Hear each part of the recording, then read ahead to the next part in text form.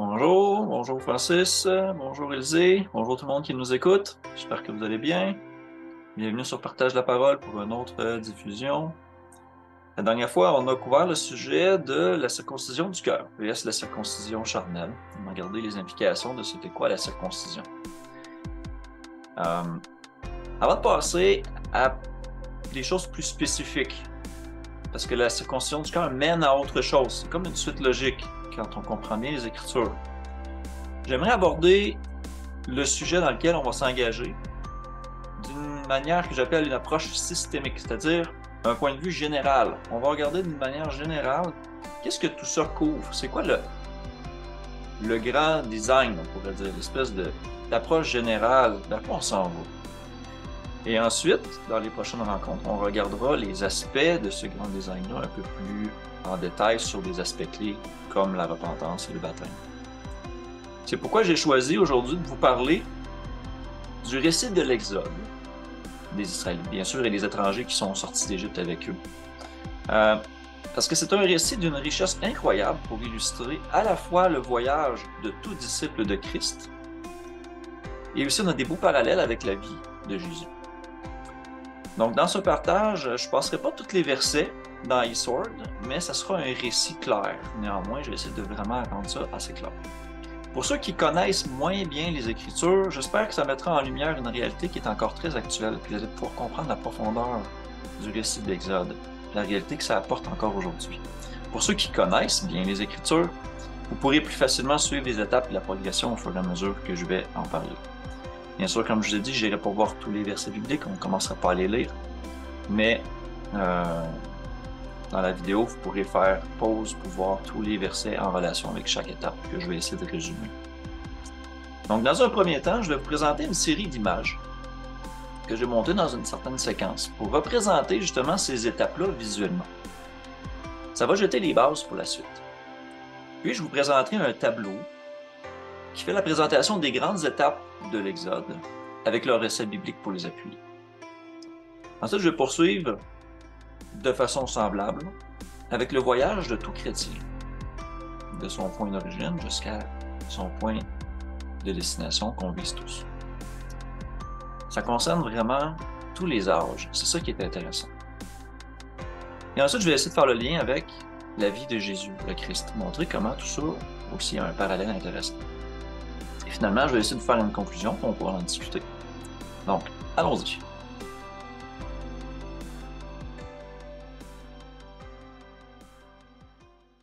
Je vais vous partager mes images que j'ai pour commencer avec ça. Donc, c'est des images qui vont parler du récit de l'Exode. On va voir ça. Donc, ici, on a une image, bien sûr, des Israélites en esclavage en Égypte. Là, on est dans le récit de l'Exode, vraiment, depuis qu'ils sont arrivés en Égypte avec Joseph, les fils de Jacob, d'Israël, les 12 tribus d'Israël sont arrivés, se sont installés à Goshen et tout ça. Et un jour, se lève un pharaon qui ne connaissait pas Joseph et les réduit en esclavage. L'histoire commence là. Bien sûr, on sait que les Égyptiens ne reconnaissaient pas le Dieu créateur de la Bible. Ils avaient toutes sortes de dieux à eux-mêmes, des pratiques païennes dont on connaît encore aujourd'hui l'existence. Donc, ils étaient esclaves, ils étaient prisonniers de l'Égypte. Puis Dieu intervient avec des plaies par son messager Moïse et fait une démonstration de puissance dans les 10 plaies d'Égypte pour secouer et forcer le pharaon à les laisser partir. Donc, il se passe on va dire des miracles, mais des grandes plaies, des grands exemples de puissance de Dieu qui agissent dans la vie de ces gens-là, autant les païens que les gens du peuple. Et on sait que dans cette période-là, les Israélites furent préservés des plaies. On vient éventuellement à faire la Pâque, à sacrifier l'agneau, à prendre le sang, à le mettre sur les linteaux.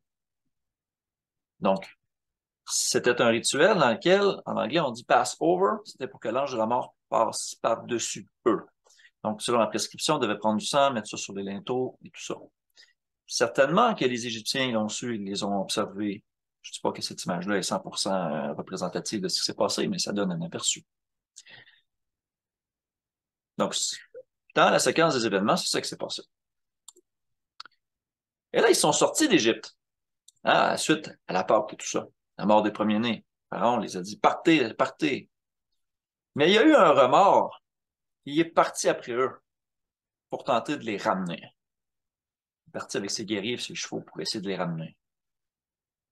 Acculé devant la mer, Dieu encore une fois intervient et ouvre la mer pour que les Israélites passent dans la mer. Et l'armée de Pharaon qui suit, elle, se retrouve sous les flots, complètement détruite. Peu de temps après avoir passé dans la mer, ils se rendent au pied du mont Sinaï, duquel Dieu descend au son de la trompette et livre, euh, donne la loi, entre autres. Il débauche la loi, puis ensuite, par crainte, le peuple demande à Moïse d'aller en haut, sur la montagne, et puis il redescend avec les commandements et toutes les lois. Donc, c'est ça, en gros, qui s'est passé. Mais ça se termine pas là. Après avoir été à Sinaï, Dieu les amène et les guide dans le désert.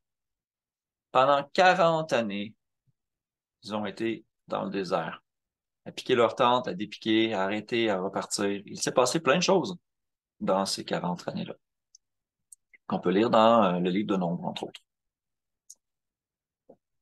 Et éventuellement, sur le point d'entrer dans la terre promise, Moïse monte sur la montagne et voit de loin la terre promise, mais il n'y entre pas. Et tous ceux qui sont sortis d'Égypte, presque, n'y entrent pas, mais ce sont leurs enfants qui y entrent. Donc, la terre promise, c'est un peu comme l'aboutissement de tout leur exode, en fait. C'était le but visé, c'était de se rendre là. Et seulement 2 personnes sur les 600 000 hommes, sans compter femmes et enfants, qui sont sortis d'Égypte, vivants, sortis d'Égypte, sont aussi rentrés en terre promise. Caleb et Josué. Parce qu'ils ont été animés de notre esprit. Et toutes les autres sont morts dans le désert. Sinon, c'est leurs enfants qui entrent en terre promise. Donc, je vais résumer. C'est pas mal ça qui se passe. Donc, dans le récit de la sortie d'Égypte, j'essaie de vous l'illustrer quand même chronologiquement avec des images. J'espère que c'est quand même pas mal parlant. Euh, Maintenant, je vais vous montrer le tableau qui fait la corrélation avec ce qu'on vient de voir. On va ajouter des détails. D'accord. Donc, ici, dans la colonne de gauche, nous avons ce qui s'est passé, l'événement en tant que tel. Et à droite, nous avons les versets qui décrivent l'événement. Parfois, il y a certains versets qu'on peut retrouver dans le Nouveau Testament parce qu'ils citent l'événement de l'Ancien Testament. Donc, c'est aussi un témoin valide. Donc, on commence par la circoncision charnelle d'Abraham. Ensuite, on sait tout ce qui s'est passé ensuite avec Jacob, Israël, les tribus sont allés en Égypte, ils ont été faits esclaves. Et ils sont forcés, ils sont pécheurs, ils sont esclaves en Égypte. Il y a des miracles par les plaies, par la main forte de Dieu, il les fait sortir d'Égypte, et au travers de ça, le peuple est préservé. Par la foi, ils font la Pâque, par le sang de l'agneau. C'est la mort des premiers-nés parmi les pécheurs aussi, comme parmi les gens croyants. Bien sûr, ceux qui ont été protégés du sang de l'agneau sont épargnés. Ensuite, ils sortent d'Égypte. Hein? On a tous ces passages-là. Ils sont guidés par la nuée, et même à ce moment-là, ils sont guidés par le feu, guidés par l'Esprit aussi. On le voit en Ésaïe 63, en Néhémie 9. On voit qu'à ce moment-là, l'Esprit de Dieu était présent, il les guidait dans leur sortie. L'Égypte poursuit le peuple, hein, comme on l'a vu dans les images. On voit en Exode 14. La nuée et le feu s'interposent entre l'Égypte et le peuple. C'est comme si Dieu les protégeait, comme s'il leur donnait du répit. Il leur donne un moment pour réaliser ce qui se passe. Puis, ils passent par la mer Rouge. La mer s'ouvre, alors ils passent. En Corinthiens et en Pierre, on nous fait une allusion que ce passage-là dans la mer, ils ont été baptisés en Moïse. C'était une image, pareil comme Noé avec l'arche. C'était une figure du baptême. Intéressant. On va y revenir plus particulièrement sur le baptême. Donc, les Égyptiens essaient de passer à la suite des Israélites, mais ils périssent. C'est fort de signification quand on prend la peine d'y penser. Mais alors, le peuple qui est passé, sain et sauf, est en sécurité de l'autre côté. On va dans ces passages-là. Puis, ils sont menés, comme on a vu, à Sinaï, le jour de Pentecôte. Ils reçoivent les lois écrites sur la pierre et le livre. Ce sont des lois qui sont, ici je le précise, à l'extérieur du fidèle. Pierre, à l'extérieur. Le but étant, le but visé étant de nous faire comprendre le côté spirituel de la loi, de le porter à cœur. Toutes ces choses-là, on les a vues avec la circoncision du cœur. Mais ici, je mets l'accent sur le fait que tout ça, c'était extérieur au fidèle. Ensuite, au travers de tout ça, en Exode 24 jusqu'à environ 40, on voit la construction, l'édification du tabernacle par Moïse. Et beaucoup de gens participent à ça. Ils déploient beaucoup d'efforts, dont des gens en qui Dieu a mis son esprit pour les rendre aptes à toutes sortes d'ouvrages. Intéressant. Et durant ce temps-là, ils passent au désert 40 ans. Et Dieu teste les dispositions de leur cœur à suivre sa loi qu'il leur a donnée à Sinaï. On a clairement des allusions à ça ici dans les passages qu'on a ici. Et dans ces tests au désert, beaucoup se rebellent, n'écoutent pas et périssent. Et ils ne voient pas la terre promise. On a ça en Nombre 14, on en voit un peu partout. Ézéchiel 20, Psaume 78, Psaume 95, Josué 5. On en parle à bien d'autres endroits, mais j'ai essayé de résumer les témoins les plus importants. Fait intéressant, les gens israélites, les étrangers qui les ont suivis, avaient pour dirigeant Josué. Et en grec, le nom de Josué, quand on s'en va dans les Septante, c'est Jésus. Fait intéressant. Donc, on retrouve ce dirigeant-là qui est Josué dans ces textes-là, ici, Deutéronome 3, 31, 34, Josué 1. Une fois qu'ils sont rentrés en terre promise, le peuple et leur roi eurent la paix et la supériorité sur leurs ennemis, c'est-à-dire du repos, lorsqu'ils obéissaient au commandement de Dieu. Mais ils avaient la guerre et la mort, les plaies et les punitions de Dieu lorsqu'ils se rebellaient, et leurs ennemis avaient victoire sur eux. Tout ça est très évident dans les textes que je vous ai mis. Et si vous prenez la peine d'en lire plus, il y en a beaucoup plus. Et la terre promise, bien sûr, dans laquelle ils étaient, c'était un royaume charnel qui était promis. Et il ne faut pas oublier que le peuple israélite a été formé 40 ans au désert pour être prêt à habiter dans ce pays-là, dans cet endroit-là qui était promis. C'est un royaume qui est charnel, qui est une image des choses à venir. C'est là que ça devient intéressant. Là, j'ai fait le tour de la progression de l'Exode dans l'Ancien Testament. OK? On va aller voir qu'est-ce que ça peut nous dire, ça.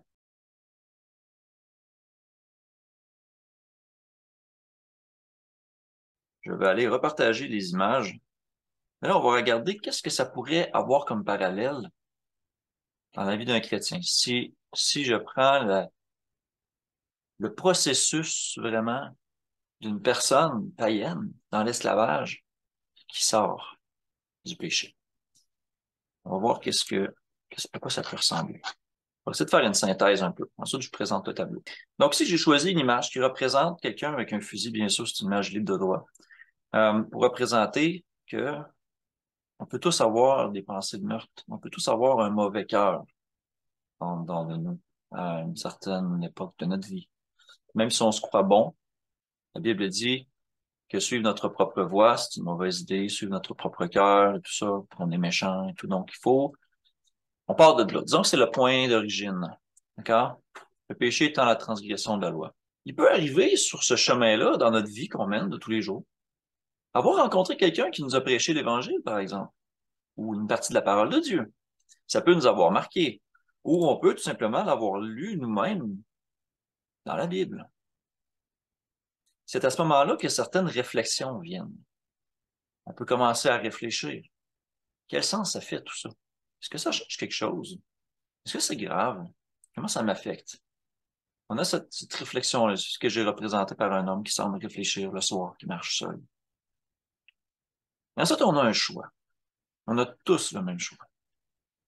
Celui de se rendre compte qu'on a fait des erreurs. Vraiment se dire, j'ai fait quelque chose de mal. Un peu comme de circoncire son cœur. De vouloir revenir et dire, ah, j'ai fait le mal, je veux revenir, je veux faire le bien, je veux comprendre. On réfléchit, on peut réaliser l'énormité de notre bêtise. Hein? Bien sûr, on a toujours le choix de refuser à ce moment précis-là. Puis de dire non, ça, c'est pas pour moi. Hein? Refuser. C'est le choix qu'on doit tous faire, que chaque être humain doit faire. D'accepter cette chose-là ou de la refuser. Vient ensuite l'étape nécessaire de la repentance. Quand on comprend et qu'on met à cœur vraiment pourquoi c'est arrivé, comment c'est arrivé, comment j'en suis arrivé là, comment la parole de Dieu décrit tout ce que j'ai fait, c'est des abominations, des choses comme ça. On tombe dans un repentir, on tombe sur nos genoux, on tombe devant la croix. On s'aperçoit qu'on a besoin d'un sauveur. C'est là que Christ intervient. Ce qui nous mène, tout naturellement, puis on va l'explorer plus en détail, mais c'est ce qui nous mène tout naturellement à désirer l'eau du baptême. Ensuite de ça, on décide vraiment, dans un effort conscient, de prendre sa propre croix et de le suivre, de renoncer à soi-même, de se dépouiller de notre chair. C'est un peu, les étapes parfois sont dures à mettre en ordre absolument parfaitement, mais tout le monde va passer par ces étapes-là où tout le monde le devrait. Hein. Un peu avant ou un peu après ça, on a des témoignages de ça dans la Bible. La réception de l'Esprit Saint qui convainc justement de péché, de droiture et de jugement. Très important. Et l'Esprit qui écrit la loi dans nos cœurs, comme c'était prophétisé en Ézéchiel. Suite à ça, on va commencer à manifester toutes sortes de fruits, toutes sortes de fruits de l'Esprit. La prière, l'altruisme, d'aider les autres, de vouloir aussi sauver les âmes. C'est l'amour qu'on porte pour les autres, parce qu'on se reconnaît dans les autres. On reconnaît la misère dans laquelle on était et on a de la compassion pour les autres. Ça concerne aussi différents types d'êtres vivants. Hein? On est des créatures, nous aussi, vivants et respirants, comme dans ce monde, comme les autres animaux. De porter la main vers les autres, de les évangéliser, de continuer à se repentir et de s'humilier devant Dieu. Peut-être de prêcher aussi, si c'est ça à laquelle vous êtes appelés. Donc, de porter des fruits. Les fruits, pour ceux qui mélangent la justification et la sanctification. La justification, ici, l'image nous dit que c'est quand on embarque dans le bateau. Le bateau représentant la grâce qui nous sauve, la grâce de Dieu qui nous sauve. Et ensuite, par la foi et par nos œuvres, les deux travaillent ensemble. Nous prenons un voyage qui est la sanctification, qui est le processus pour se rendre où? Pour se rendre au nouveau royaume, à la Nouvelle Jérusalem, à la vie éternelle, au royaume de Dieu. C'est ça le but. Donc, visuellement, je vous ai fait un petit tour. Si on regarde un petit peu en tableau, puis on y ajoute des détails, voyons voir qu'est-ce que ça donne d'intéressant. Donc, je suis dans le Nouveau Testament, bien sûr, je l'ai appelé ici chrétien. Circoncision du cœur. Ah, la circoncision du cœur on vient juste de parler. On est dans le péché. On est dans un monde de servitude et on est esclave du péché. Comme Jésus a dit, celui qui pratique le péché est esclave du péché. Il y a un appel de la personne par des signes, parfois par une main forte. Parfois, c'est par l'humiliation, des épreuves de la vie qui nous font rendre compte qu'on était orgueilleux. Chaque trajet est différent.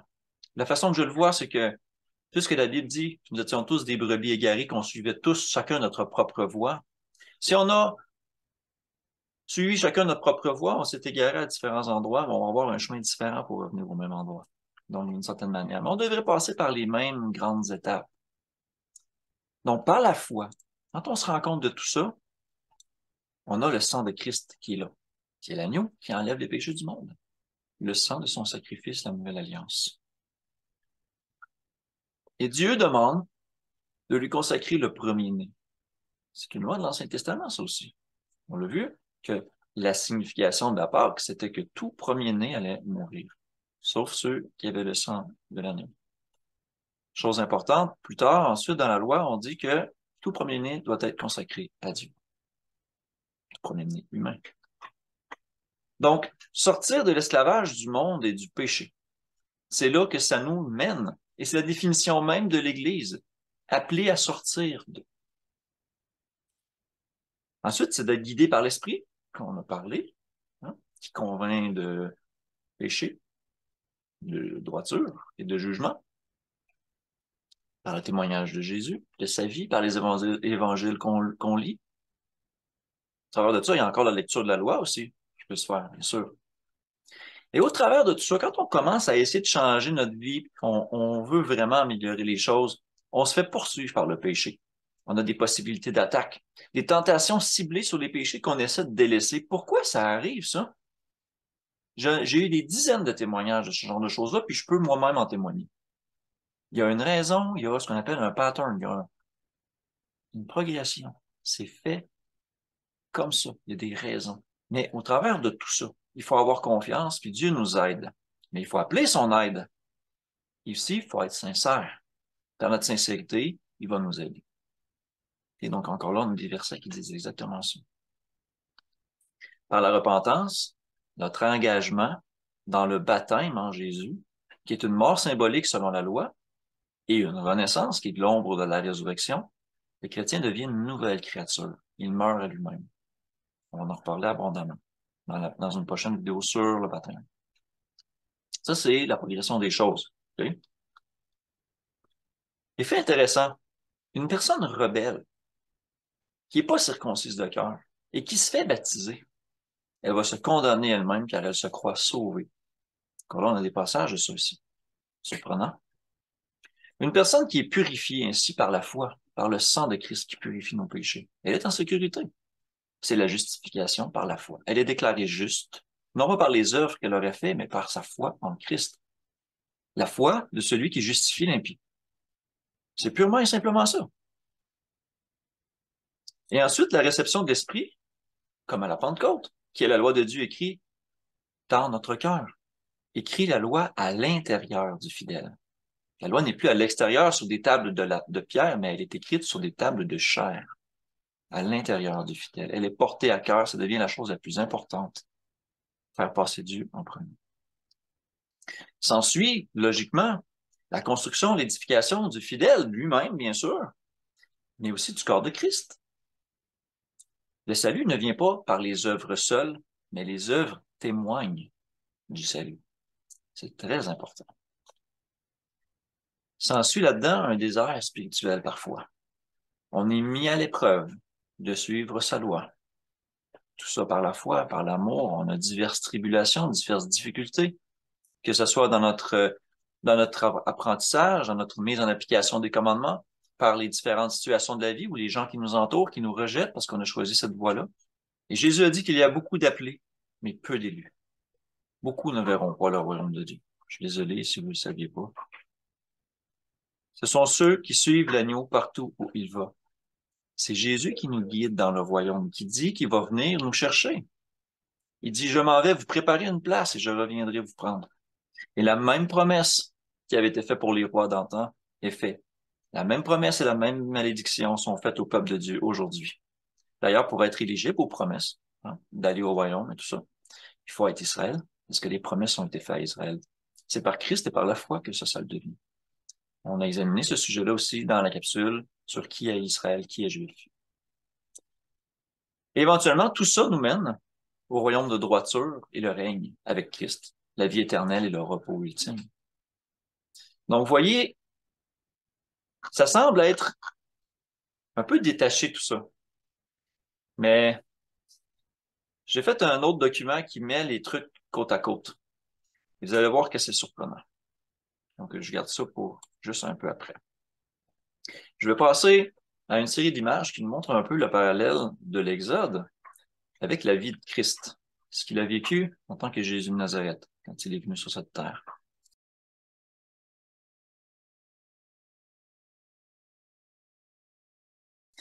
Donc là encore là, je vous partage des images. Donc si on voit tout simplement Joseph et Marie avec l'enfant Jésus qui s'en vont parce qu'ils étaient pourchassés. Hein? On voulait la mort de Jésus, on allait tuer tous les enfants. Jésus même est préservé dans son enfance. Okay? On arrive bien sûr à son baptême d'eau, dans lequel il reçoit l'Esprit également. Mais là, je fais des grosses étapes, d'accord? Après avoir reçu l'Esprit, être baptisé, oui, il est allé au désert pour être tenté.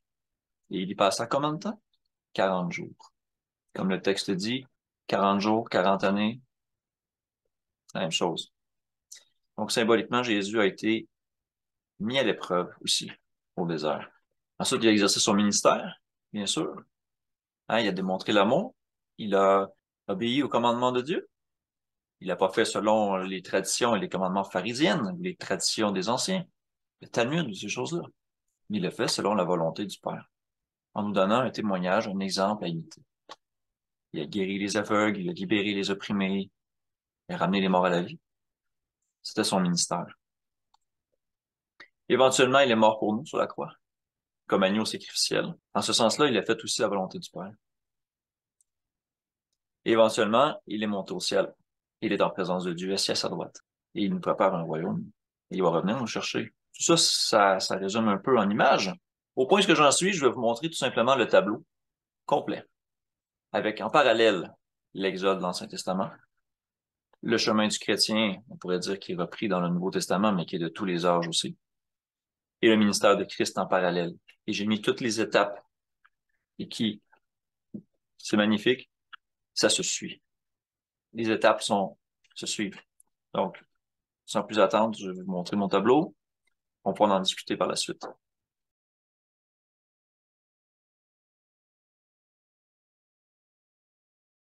Donc, je vous partage ça. C'est sûr que peut-être sur vos écrans, ça va sortir petit un peu pour ceux qui sont sur des téléphones. Euh, j'ai vraiment essayé de zoomer le plus possible. Donc, je l'ai appelé le voyage du chrétien, d'accord, pour que ça touche plus de gens. J'ai mis un petit verset. Aujourd'hui, si vous entendez sa voix, n'endurcissez pas vos cœurs comme lors de la révolte. C'est un passage qui est cité en hébreu et qui est repris en psaume aussi. Donc, regardons qu'est-ce que ça donne. La circoncision d'Abraham, la circoncision du cœur. Christ est aussi circoncis dans son ministère. D'accord? Ensuite, ils étaient pécheurs, esclaves en Égypte, et nous sommes en esclavage du monde, au péché. Bien sûr, Christ n'était pas concerné par ça, mais il a vécu dans un monde de péché, bien sûr. Alors, on a les versets. C'est les mêmes que ce que je vous ai montré sur les deux autres avant. Ensuite, par des miracles, par les plaies, par une main forte, Dieu fait sortir ou appelle les gens. Même chose, chez le chrétien, il y a un appel à la personne, des signes, par une main forte, il t'appelle. Une fois, ça devient dur à éviter même. Et ensuite, regardez, par la foi, la Pâque, le sang de l'agneau, le symbolisme est exactement pareil. Christ est notre Pâque. Ça coïncide tout dans la progression des choses. On continue. Ensuite, il y a la mort des premiers-nés. Dieu demande de lui consacrer le premier-né et Jésus est le premier-né du Père. Bien sûr, il y a la sortie d'Égypte, qui représente pour le chrétien sortir de l'esclavage du monde et du péché. Et Jésus est aussi symboliquement sorti d'Égypte et il se fait poursuivre, car il se fait poursuivre par les Romains. Il s'enfuit en Égypte parce qu'on veut sa mort. Puis ensuite, en Matthieu 2, versets 13 à 19, ça dit « Hors d'Égypte, j'ai appelé mon fils ». Vous voyez que la citation fait une référence au peuple d'Égypte qui sort de l'Égypte, au peuple d'Israël qui sort d'Égypte. Mais ici, dans le contexte, on parle de Christ. Très intéressant.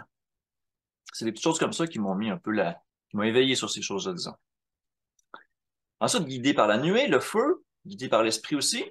Bien sûr, le chrétien aussi, il est guidé par l'esprit. Tout le monde peut le reconnaître. L'esprit peut passer par de différentes manières. Hein. Il peut parler par un frère, par une sœur, par l'écriture, dans la prière, dans des expériences de vie. Il peut même des fois passer par d'autres personnes, dans la façon que les choses se passent, pour nous faire comprendre ces choses-là. Et bien sûr, l'esprit était avec Christ. Le Père était avec lui. On voit dans ces passages-là ici. Matthieu 4:1, Jean 8:16, Jean 16:32. Et au travers de ça, l'Égypte poursuit le peuple, hein, on l'a vu. Tout comme le péché nous poursuit, nous, et cherche à nous détruire. Au moment où on prend la décision de renoncer à notre péché, c'est là que viennent les plus grosses tentations et les plus grosses luttes. Et on doit avoir confiance en Dieu pour qu'il puisse nous aider. La nuée et le feu s'interposent entre l'Égypte et le peuple. Dieu nous aide. Et en appelant son aide avec sincérité, il va nous aider. Ayez foi en ça. C'est pour ça que ça dit aussi de vivre par la foi. Hein? Ensuite, il y a le passage à la mer Rouge, ce que certains textes disent baptême en Moïse, où il y a une allusion à Noé aussi, que c'était une figure du baptême. Eh bien, le baptême est une figure de mourir à soi-même, comme on va en reparler, repentance et tout ça. Et Jésus lui-même se fait baptiser pour nous donner un exemple, par Jean le Baptiste. Jean même lui dit, hein, non, non, non, c'est moi qui ai besoin de me faire baptiser par toi. Et Jésus lui dit, non, laisse. C'est comme ça qu'on doit accomplir toute chose. Donc, c'est un exemple qu'il nous donne. Très important. On continue, les Égyptiens essaient de passer dans la mer et ils périssent. Une personne rebelle qui s'est fait baptiser se condamne, car elle se croit sauvée. Elle n'est pas vraiment circoncis de cœur. Elle pense que simplement le fait de se tremper dans l'eau va la sauver, va changer son cœur. C'est là toute l'importance de l'aspect charnel et de l'aspect spirituel de la loi ou de ces choses-là. Le baptême en soi ne sauve pas, mais il sauve si on y croit, si on le comprend. Et ces choses-là sont plus expliquées de nos jours dans les assemblées. C'est plus expliqué. OK. Alors, éventuellement, le peuple est en sécurité de l'autre côté de la mer, hein, après avoir traversé. Ben, la personne qui vient de se faire baptiser, elle est justifiée par la foi en Christ. À ce moment-là, ses péchés sont effacés. Elle est purifiée, elle est en sécurité. Ses robes sont blanches. Ensuite, il y a l'arrivée à Sinaï, le jour de Pentecôte, avec la loi écrite à l'extérieur du fidèle. Mais à ce moment-là, pour le chrétien, la réception de l'Esprit va écrire la loi dans notre cœur. Parce que c'est ça, la véritable signification du tabernacle et de l'Église. C'est le corps de Christ. Bien sûr, Christ, lui, a reçu l'Esprit du Père et il a la loi en son cœur. On le lit en Hébreux 10. Et aussi quand il dit, hein, non pas ma volonté soit faite, mais la tienne, et compagnie, et compagnie. La loi est maintenant à l'intérieur du fidèle.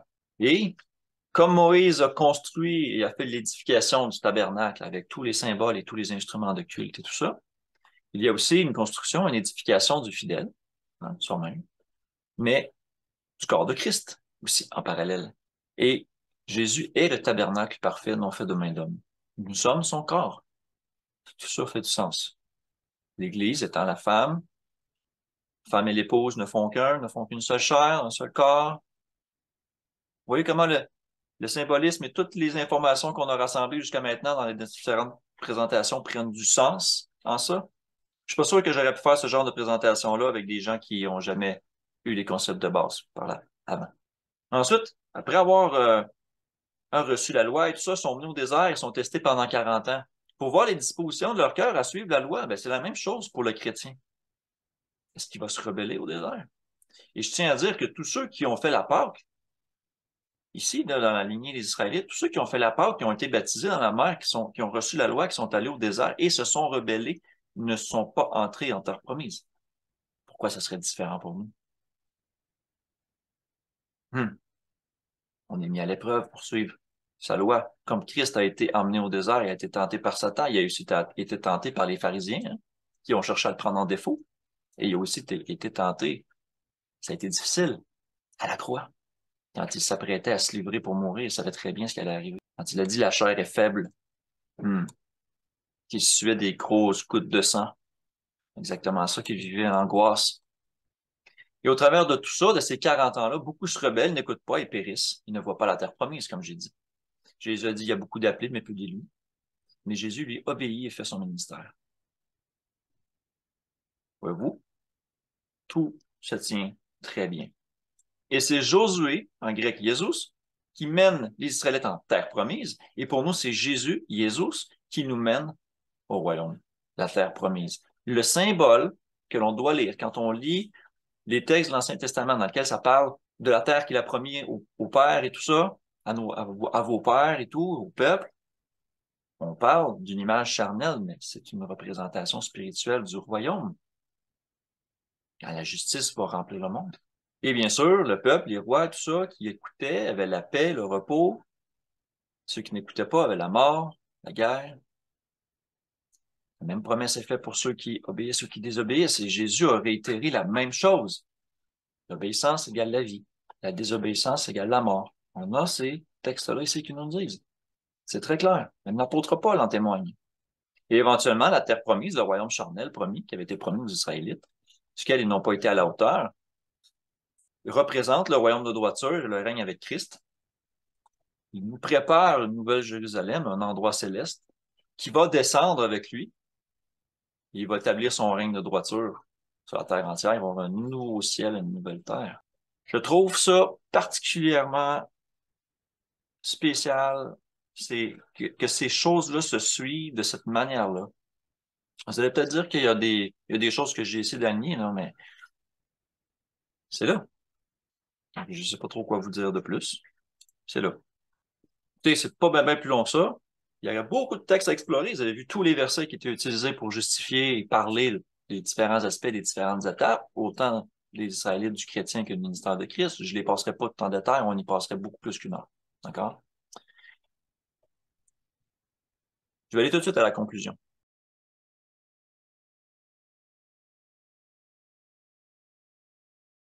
En Romains 15:4, il est écrit que tout ce qui a été écrit d'avance l'a été pour notre instruction, afin que par la patience, la consolation que donnent les Écritures, nous possédions l'espérance.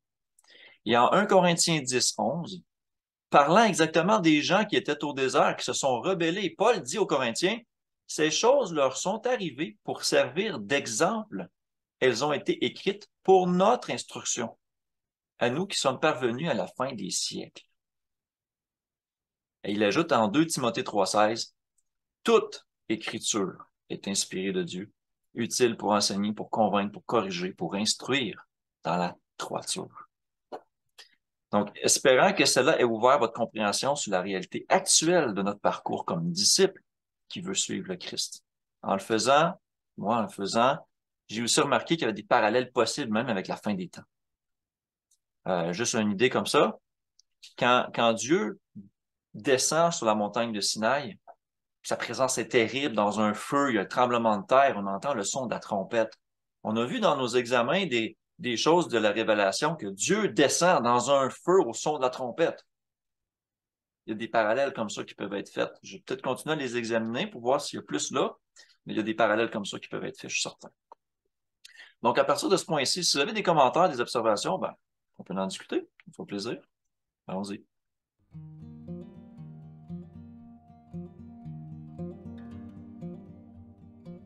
Francis? Ouais. Ouais. On en avait parlé ensemble il y a un moment déjà aussi avec ta famille. Puis je trouve ça intéressant que tu aies vraiment creusé puis élaboré tout ça. Tu sais, en ayant connaissance de ces choses-là, bon, dans la surface qu'on en avait parlé. J'en ai à mon tour parlé. J'ai souligné l'importance justement de ce parcours-là de l'exode de la terre promise qui était un reflet de notre vie en Christ. Pour en avoir parlé, les gens, bon, ils me disent c'est l'Ancienne Alliance, tu ne peux pas utiliser l'Ancien Testament puis mettre ça en corrélation directe, tu ne peux pas faire ça. Bon, c'est souvent quand on est dispensationaliste aussi, quand on va dire ça. Oui. Mais j'ai aimé que tu aies vraiment mis en évidence que Christ aussi a passé par ce chemin-là. C'est une nouvelle alliance, Nouveau Testament, c'est Christ, puis on doit marcher comme Christ a marché. Donc, je trouve que le parallèle est vraiment fort entre ces trois exemples-là. C'est vraiment merveilleux. J'avais une question aussi. Je sais pas qu'est-ce que tu en penses par rapport à la circoncision du cœur.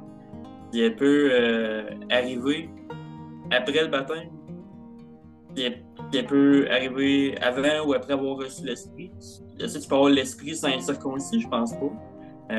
Mais il y a quelque chose qui me dit que la circoncision du cœur peut être déplacée comme dans le timing selon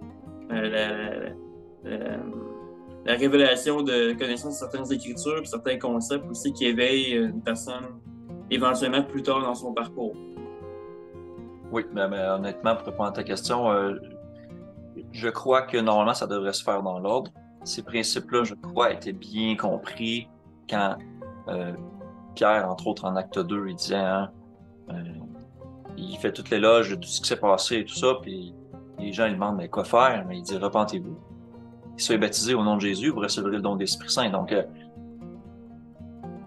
souvent, on va voir la réception d'esprit, le baptême, la repentance, c'est un peu tout mélangé, mais ce que j'ai constaté, c'est qu'une personne qui n'a pas vraiment compris la circoncision du cœur et qui s'est fait baptiser dans une assemblée,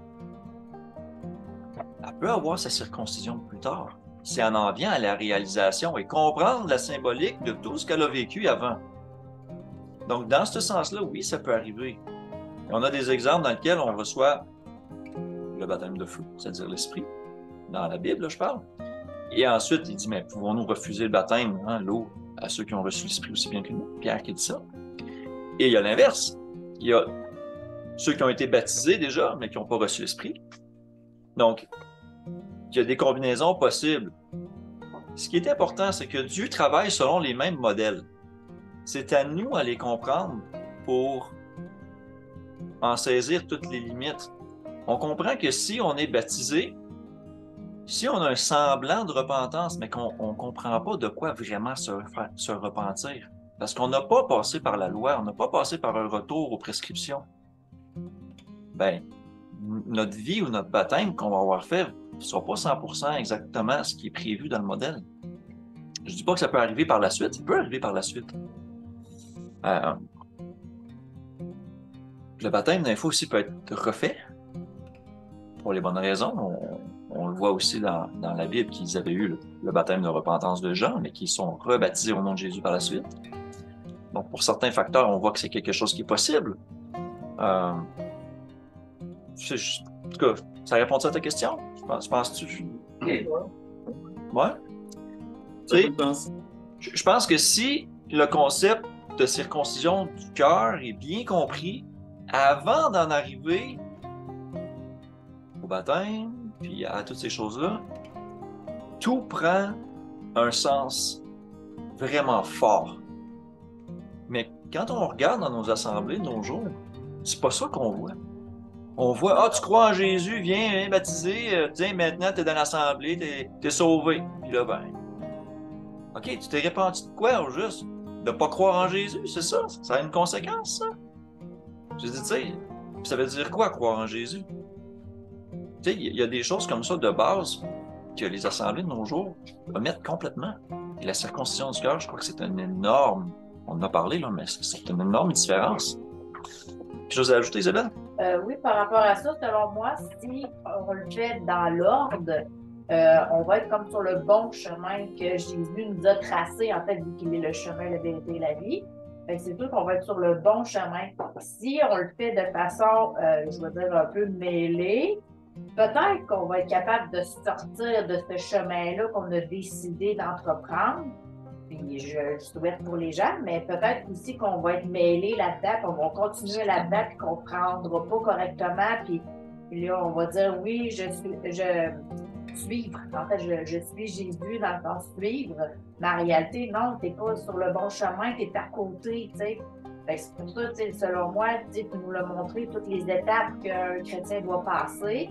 C'est pareil comme dans l'Exode, puis pareil comme Christ. Fait que si on se demande, ben là, c'est quoi il faut que je vive ou vers quoi je dois aller? Ben, regardez ce qu'ils ont déjà vécu dans le passé, puis vous allez avoir le bon chemin. Si c'est pas ça que vous focusez, ben sortez du sentier que vous êtes, puis revenez dans le bon sentier, en fait. Là.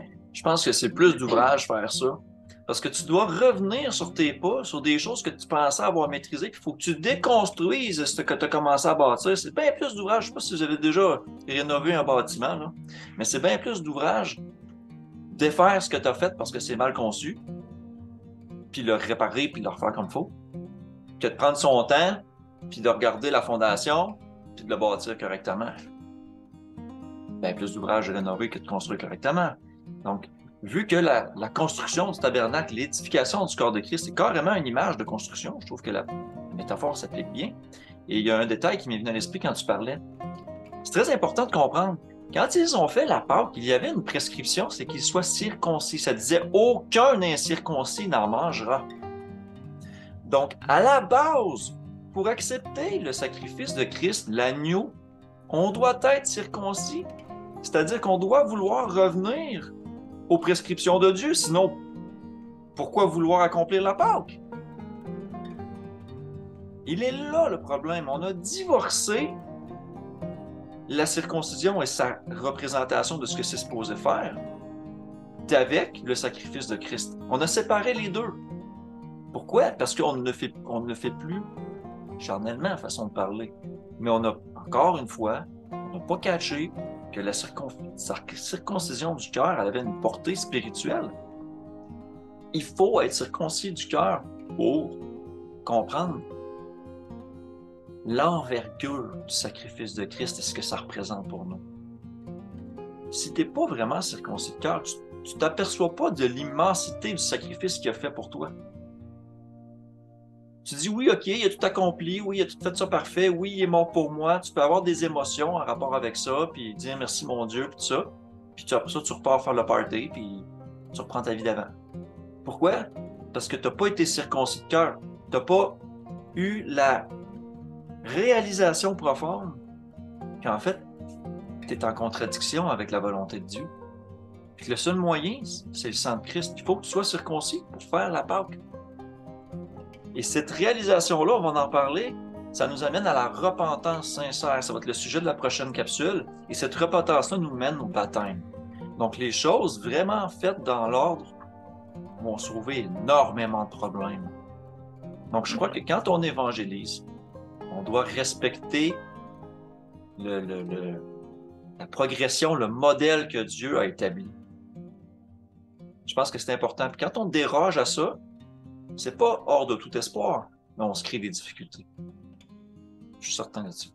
Il y a des aspects de tout ça que moi-même, je ne comprenais pas dans les dernières années, au travers des choses que j'ai faites, des gens à qui j'ai évangélisé, puis que maintenant, quand je comprends ça, je vais y aller de cette manière-là.